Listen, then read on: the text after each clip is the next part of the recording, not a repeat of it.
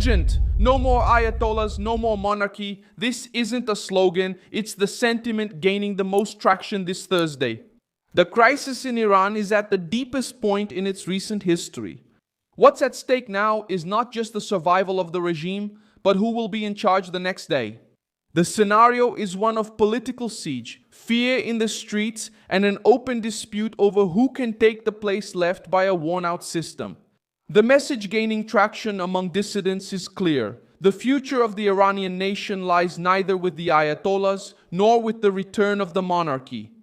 Reuters reported that 1 month after the start of the war with the United States and Israel, Tehran intensified arrests, executions, and the presence of security forces to prevent any new popular uprising. The UN classified this repression as the deadliest since 1979, with thousands killed and more than 24,000 arrested.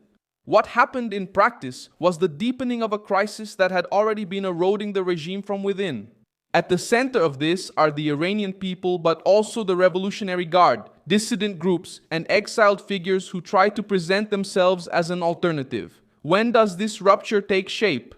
After the currency collapsed, the brutal rise in the cost of living, and the repression against protests that spread across all 31 provinces. Amnesty International reports that the protests began on December 28, 2025, grew with strikes and street demonstrations, and started demanding an end to the Islamic Republic system. The reason for this rejection is clear. Why? Because people look at the economy and see an abyss. The International Monetary Fund projects a 6.1% contraction in Iran's GDP for 2026 and an inflation rate of 68.9%. Reuters also highlighted that the regime is especially afraid of the post-war period, when destruction, unemployment, and lack of prospects could reignite popular unrest. How did the authorities react? With checkpoints, mobilization of the Basij, internet shutdowns, intimidation, and swift punishment. Reuters itself reported that even the minimum age for volunteers at control posts was reduced to 12 years old, a brutal portrait of a system that responds to fear with even more control. It's at this point that the slogan, neither Ayatollahs nor monarchy, stops being just a slogan and becomes a political project. Ali Safi, connected to the National Council of Resistance of Iran, advocates precisely this break with both sides, rejecting the current theocracy and also rejecting the restoration of the monarchy.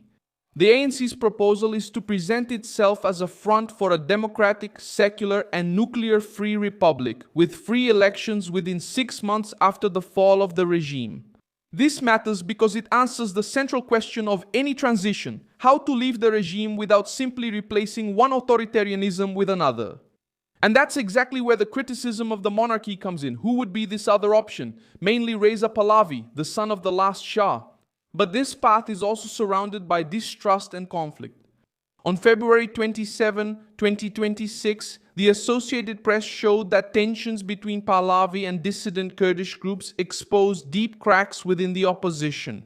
On April 16, 2026, another AP report showed that the Iranian diaspora remains divided over who should lead a possible post-regime transition, with reports of threats and radicalization among rival factions.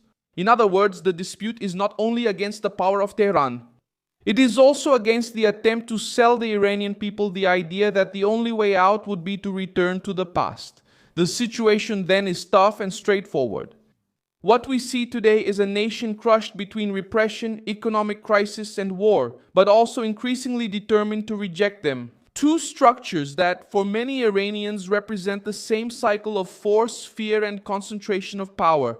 Who can decide this outcome? It's not just foreign governments, nor exiled figures seeking prominence. It's the people who have already shown in the streets that they want real change, once fear no longer holds back the revolt. And why?